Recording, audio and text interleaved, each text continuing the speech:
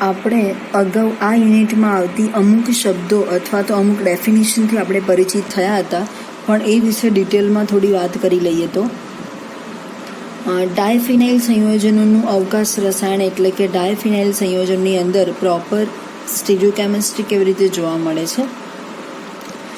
તો ડાયફિનાઇલ સંયોજનોનું અવકાશ રસાયણની અંદર અણુમાં અસમ કાર્બન પરમાણુ ના હોય. પહેલાં તો અસમ કાર્બન પરમાણુ એટલે કે જે કાર્બન પરમાણુની ચારે સંયોજકતા જુદા જુદા પરમાણુ અણુ આયન દ્વારા જોડાયેલી હોય એ જે તે કાર્બનને અસમ કાર્બન તરીકે ઓળખવામાં આવે છે.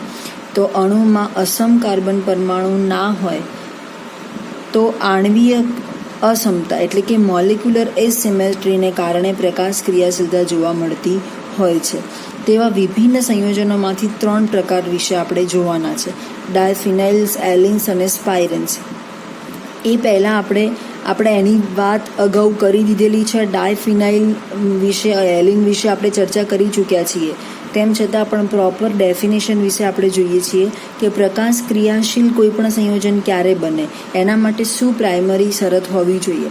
તો જે સંયોજનો તલ ધ્રુવીભૂત પ્રકાશના સમતલનું ક્લોકવાઇઝ એટલે કે ઘડિયાળના કાંટાની દિશામાં અથવા તો એન્ટી ક્લોકવાઇઝ એટલે કે ઘડિયાળના કાંટાની વિરુદ્ધ દિશામાં ભ્રમણ કરે તેવા સંયોજનોને પ્રકાશ ક્રિયાશીલતા સંયોજનો તરીકે ઓળખવામાં આવે છે. અને આ ગુણધર્મને ઓપ્ટિકલ એક્ટિવિટી અથવા તો પ્રકાશ ક્રિયાશીલતા તરીકે દર્શાવવામાં આવે છે.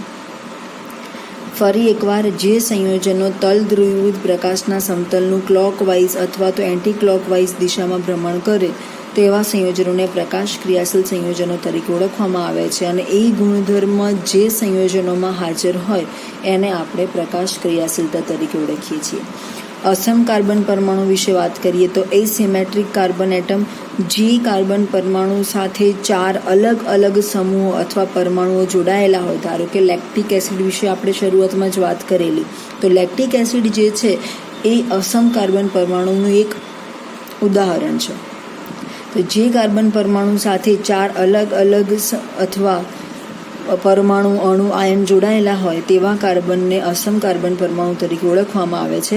અસમ કાર્બનની હાજરીને કારણે કિરાલિટી ઉદ્ભવે છે, એસિમેટ્રિકનો ગુણધર્મ ઉદ્ભવે છે. એવા કાર્બનિક સંયોજનોમાં પ્રકાશ ક્રિયાશીલતાના ગુણધર્મ માટેનું સૌથી મહત્વનું કારણ એસિમેટ્રિક કાર્બન એટમ છે.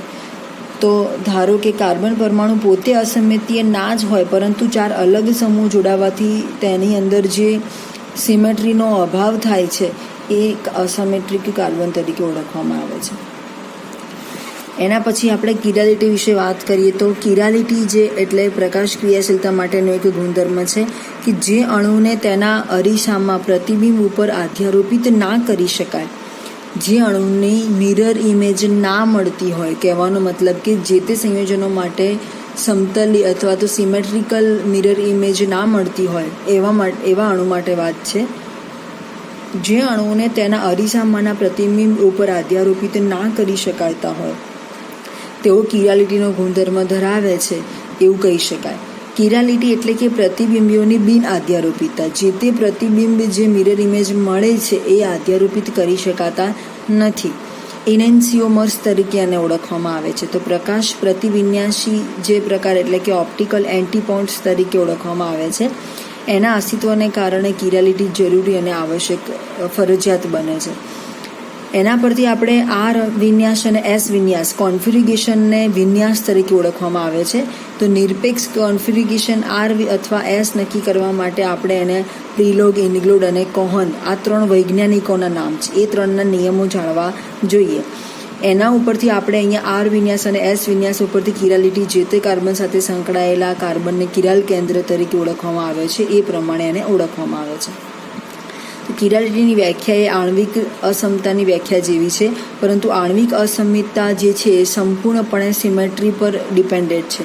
તો સિમેટ્રીની અંદર કેવા ડિફરન્ટ જોવા મળે છે એ જોઈએ આપણે. તો પ્રકાશ ક્રિયાશીલતા અને સમમિતિ તત્વો બંને વચ્ચે શું લેવા દેવા છે?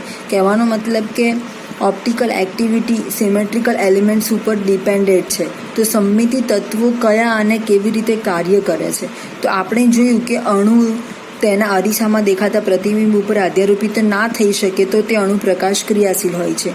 અરીસામાં પ્રતિબિંબ અને આધ્યારોપણના અભ્યાસની સરળતા માટે અણુના મોડેલની જરૂર પડે છે. આપણે અણુ જાણતા હોઈએ તો જ આપણે એ ઓપ્ટિકલ એક્ટિવ છે કે ઓપ્ટિકલ ઇનએક્ટિવ છે એવી રીતે વાત કરી શકીએ. એ મુશ્કેલી નિવારવા માટે વૈકલ્પિક રીતે અહીંયા સિમેટ્રિકલ એલિમેન્ટ્સ આપેલા છે. જો અણુમાં સમમિતિ તલ એ સિમેટ્રી એલિમેન્ટ્સ છે. સમમિતિ તલને પ્લેન ઓફ સિમેટ્રી તરીકે ઓળખવામાં આવે છે. તો જ્યાં અણુ જે સમતલમાં હોય એ સમતલની વાત છે. તો પ્લેન ઓફ સિમેટ્રી, સમમિતિ કેન્દ્ર, ઇન્વર્ઝન સેન્ટર અથવા તો સિમેટ્રિકલ સેન્ટર અથવા અયોગ્ય પરિભ્રમણ ધરી, ઇનપ્રોપર એક્સિસ ઓફ રોટેશન. અયોગ્ય પરિભ્રમણ ધરીને SN તરીકે પણ ઓળખવામાં આવે છે. એટલે કે રોટેશન, રિફ્લેક્શનલ એક્સિસ વગેરે એવી રીતે એને ઓળખવામાં આવે છે. કોઈ પણ એક સમમિતિ તત્વ હાજર હોય, આમાં 3 સમમિતિ તત્વો તમારા સિલેબસમાં છે. આમ ટોટલ 5 છે. મુખ્ય ભ્રમણઅક્ષ છે, અયોગ્ય ભ્રમણઅક્ષ છે, સમમિતિ તલ છે, સમમિતિ કેન્દ્ર છે અને સમમિતિ બિંદુ. એવી રીતે તો સમમિતિ તલ, સમમિતિ કેન્દ્ર અને અયોગ્ય પરિભ્રમણ ધરી 3માંથી જો કોઈ પણ એક હાજર હોય તો સમમિતિ તત્વ હાજર હોય તો અણુ સમમિતીય બને છે એવું કહી શકાય. એટલે કે તેમાં કિરાલિટી ગેરહાજર હોય છે. જો અણુમાં ઉપરના 3 સમમિતિ તત્વો ગેરહાજર હોય તો અણુ કિરાલિટી ધરાવે છે અને તેથી તે પ્રકાશ ક્રિયાશીલ બને છે. ટૂંકમાં સમમિતિ તલ હોય, સમમિતિ કેન્દ્ર હોય કે અયોગ્ય ભ્રમણઅક્ષની હાજરી સમમિતિને હાજરીને દર્શાવે છે. એટલે એ સિમેટ્રિકલ રીતે પ્રેઝન્ટ હોય અને તે અણુની પ્રકાશ અક્રિયાશીલતા દર્શાવે છે. તેનાથી ઉલટું કે આવા સમમિતિ તત્વોની ગેરહાજરી હોય તો એ પ્રકાશ ક્રિયાશીલતાની હાજરી બતાવે છે. આમ અણુની પ્રકાશ ક્રિયાશીલતા અને સમમિતિની ગેરહાજરી સાથે સીધો સંબંધ છે. મ્યુટા રોટેશન એટલે શું? તો મ્યુટા રોટેશન એટલે કે જ્યારે કોઈ પદાર્થનું દ્રાવણ બનાવવામાં આવે અને જો આ દ્રાવણને રાખી મૂકતા કોઈ પણ સોલ્વન્ટ હોય એની અંદર દ્રાવ્ય અને દ્રાવક હોય છે. એ દ્રાવણ જે છે એ દ્રાવણ ઉપરથી પણ સ્ટીરિયોકેમિસ્ટ્રી નક્કી કરવામાં આવે છે. અને આપણે અગાઉ જોઈએ પ્રમાણે કે દ્રાવણ પોઝિટિવ છે, નેગેટિવ છે, ડેક્સ્ટ્રો રોટેટરી છે, લીવો રોટેટરી છે કે રેસેમિક મિશ્રણ છે, એ જે તે લિક્વિડના એના આવા મ્યુટા રોટેશન ઉપરથી ખબર પડે છે. તો જ્યારે કોઈ પદાર્થનું દ્રાવણ બનાવવામાં આવે અને જો આ દ્રાવણને રાખી મૂકતા તેના વિશિષ્ટ ભ્રમણનું મૂલ્ય બદલાઈ જાય, વિશિષ્ટ ભ્રમણનું મૂલ્ય સિમેટ્રી ઉપરથી નોંધવામાં આવે છે, તો તેના વિશિષ્ટ ભ્રમણનું મૂલ્ય બદલાઈ જાય તો થોડા સમય બાદ ચોક્કસ સ્થિર મૂલ્ય ધારણ કરે છે અને આ ગુણધર્મને મ્યુટા રોટેશન કહે છે. જે તે સંયોજનો માટે વિશિષ્ટ પરિભ્રમણનું મૂલ્ય ફિક્સ હોય છે, વિશિષ્ટ ભ્રમણનું મૂલ્ય પણ ફિક્સ હોય છે. તો વિશિષ્ટ ભ્રમણ આઘું પાછું થાય અને પછી વિશિષ્ટ પરિભ્રમણ એવું સ્થિર મૂલ્ય પ્રાપ્ત કરે છે. ધારો કે ગ્લુકોઝ જે છે, ગ્લુકોઝની અંદર તમે પ્લસ માઇનસ કરી અને બાજુમાં વિશિષ્ટ ભ્રમણ માટેનું મૂલ્ય નોંધો છો એ રીતે. એટલે ગ્લુકોઝનું જે સંયોજન છે એ મ્યુટા રોટેશન ધરાવે છે એવું કહી શકાય. એ સિવાય ડાયસ્ટિયોમર્સ એટલે શું? ડાયસ્ટિયોમર્સને દ્વિવિન્યાસકારકો તરીકે ઓળખવામાં આવે છે. જે પ્રકાશીય સમઘટકો એકબીજાના અરીસામાં પ્રતિબિંબ ના હોય તેને ડાયસ્ટિયોમર્સ કહે છે. ઇનેન્સિયોમર્સ એટલે શું? તો ઓપ્ટિકલ એન્ટીપોન્ટ્સ આપણે અગાઉ વાત કરી.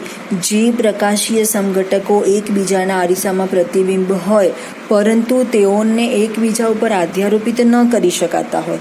મિરર ઇમેજ મળે છે પરંતુ એ મિરર ઇમેજ એકબીજા જેટલી પરફેક્ટ સિમેટ્રિકલ નથી. એટલે કે બંનેમાં સામ્યતા નથી.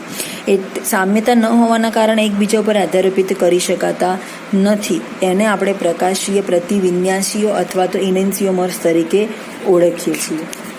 એ સિવાય ઇનેન્સિયોમરનું વર્ગીકરણ અથવા તો રિઝોલ્યુશન્સ એટલે શું? તો જ્યારે રેસેમિક મિશ્રણ તમને પ્રાપ્ત થાય છે, રેસેમિક મોડિફિકેશન મળે છે, એ દરમિયાન બંને ઇનેન્સિયોમર્સનું સમાન મિશ્રણ મળે છે. આપણે અગાઉ વાત કરી ચૂક્યા છીએ કે જેમાં 50% ઓફ લિયો રોટેટરી વાળું મિશ્રણ હોય અને 50% ઓફ ડેક્સ્ટ્રો રોટેટરી વાળું મિશ્રણ હોય તો એની અંદર રેસેમિક મિશ્રણ જોવા મળે છે. તો જ્યારે રેસેમિક મિશ્રણમાંથી બંને ઇનેન્સિયોમર્સને અલગ કરવામાં આવે છે તે પદ્ધતિને ઇનેન્સિયોમર્સનું અલગીકરણ કહે છે. ઇનેન્સિયોમર્સ એટલે શું? ડેક્સ્ટ્રો રોટેટરી ધરાવતું કોઈ દ્રાવણ અને લીવો રોટેટરી ધરાવતું દ્રાવણ. તો સ્ફટિકીકરણ બાયોકેમિકલની રીત, રાસાયણિક પ્રક્રિયાઓ વડે ક્રોમેટોગ્રાફીના પ્રકાર તમને અહીંયા આપ્યા છે.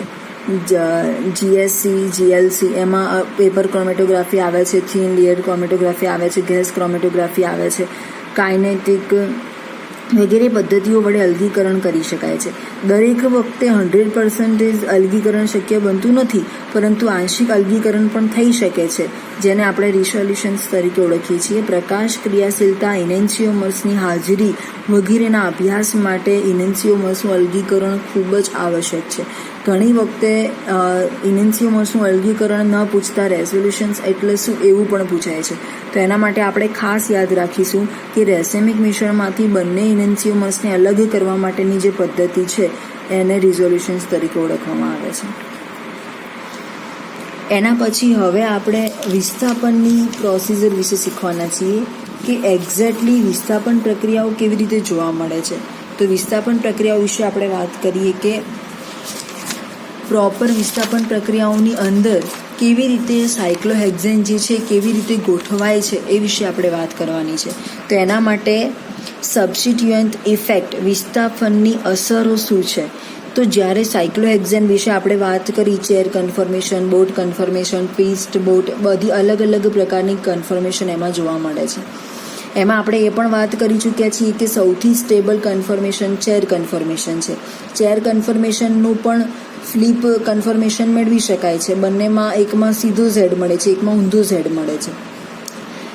જ્યારે સાયક્લોહેક્ઝેન ચક્રમાં વિસ્થાપનોને મૂકવામાં આવે તેઓ અક્ષીય સ્થિતિ એટલે કે એક્સિયલ ફોર્મ અને તલીય સ્થિતિ લેવાનું પસંદ કરે છે.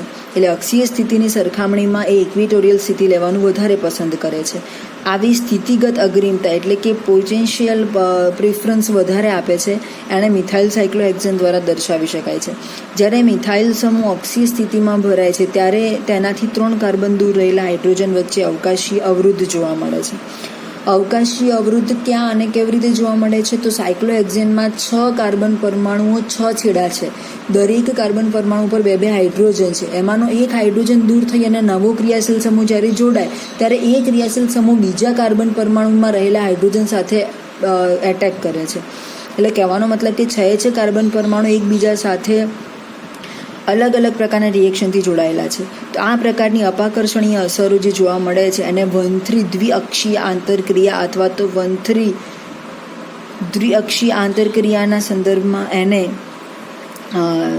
ડાયએક્સિયલ ઇન્ટરેક્શન રિએક્શન મિકેનિઝમ તરીકે એને ઓળખવામાં આવે છે. તો 1,3 ડાયએક્સિયલ ઇન્ટરેક્શન રિએક્શન મિકેનિઝમ ગ્યુસ બ્યુટેનના પદમાં પણ આપણે એને સમજી શકીએ છીએ. એને ઘાટી લીટી તરીકે દર્શાવવામાં આવે છે. અગાઉ પણ આપણે વાત કરી છે કે એક્સિયલ સ્વરૂપ હોય તો એમાં 1.8 કિલો કેલરી પ્રતિ મોલ જેટલી સ્થિતિ આપણને મળે છે અને આંતરક્રિયાના મૂલ્ય બરાબર એક પરમાણુ માટે અહીંયા 0.9 મળે છે. એટલે સંપૂર્ણ અણુ 1.8 જેટલો જોવા મળે છે. અહીંયા નીચે આપણને રચના આપી છે કે તલીય ફોર્મમાં રહેલું છે CH3 સમૂહ આપેલો છે. અહીંયા મિથાઇલ સાયક્લોહેક્ઝેન છે. લેસ સ્ટેબલ અને મોસ્ટ સ્ટેબલ માટેની રચના આપેલી છે. એક આ રચના આપી છે એક્સિયલ ફોર્મમાં. એની અંદર તમે જોઈ શકો છો કે 3 છેડા આવી રીતે ઊભા દર્શાવેલા છે. અહીંયા CH3 જોડાયેલો છે. તો મિથાઇલ સાયક્લોહેક્ઝેનની અંદર કેવા પ્રકારની સ્થિતિ જોવા મળે છે. 6 છેડા છે. 6 છેડામાંથી 3 છેડા અહીંયા એક્સિયલ ફોર્મમાં છે. અહીંયા પણ 3 છેડા એક્સિયલ ફોર્મમાં છે. તો આ જે CH3 છે એ સીધો આ પ્રકારે 3 નંબરના કાર્બન સાથે આવી રીતે ઇન્ટરેક્શન કરે છે. અને આ જે પ્રકારની રચનાઓ છે એ બ્યુટેન પ્રકારની આંતરક્રિયાઓ જે અહીંયા ઘાટી લીટીમાં દર્શાવી છે. તો આ જે CH3 જ્યાં જોડાયેલો છે ત્યાંથી આ પ્રકારનું ઇન્ટરેક્શન જોવા મળે છે. અહીંયા આ પ્રકારનું ઇન્ટરેક્શન જોવા મળે છે, જ્યારે અહીંયા આ પ્રકારનું ઇન્ટરેક્શન જોવા મળે છે. તો અહીંયા આ જે દ્વિઅક્ષીય આંતરક્રિયા છે એને ડાયએક્સિયલ ઇન્ટરેક્શન રિએક્શન તરીકે ઓળખવામાં આવે છે. તો એ રિએક્શન એક્ઝેક્ટ પ્રોપર જે તે ક્રિયાશીલ સમૂહના આધારે અલગ અલગ બીજા કાર્બન પરમાણુ પર જોડાયેલા ક્રિયાશીલ સમૂહ ઉપર એ એટેક જોવા મળે છે. તો મિથાઇલ સાયક્લોહેક્ઝેન માટે તમારે વાત કરવી હોય તો એ પ્રમાણે આપણે પહેલાં સાયક્લોહેક્ઝેન કરીએ અને એક મિથાઇલ સમૂહ આપેલું હોય તો એને મિથાઇલ સાયક્લોહેક્ઝેન કહેવાય. એ રીતે બીજા કોઈ સમૂહ પર મિથાઇલ આપે તો ડાયમિથાઇલ. એ પ્રમાણે અલગ અલગ પ્રકારના સંયોજનો પ્રાપ્ત કરી શકાય છે. આ નોર્મલ સમજૂતી છે. મિથાઇલ સમૂહ પહેલા નંબરના કાર્બન ઉપર જોડાયેલો હોય તો શું પોસિબિલિટી હોય, બીજા નંબરના કાર્બન ઉપર જોડાયેલો તો શું પોસિબિલિટી હોય, એ પ્રમાણે 6 કાર્બન ઉપર આપણે ચર્ચા કરવાની છે.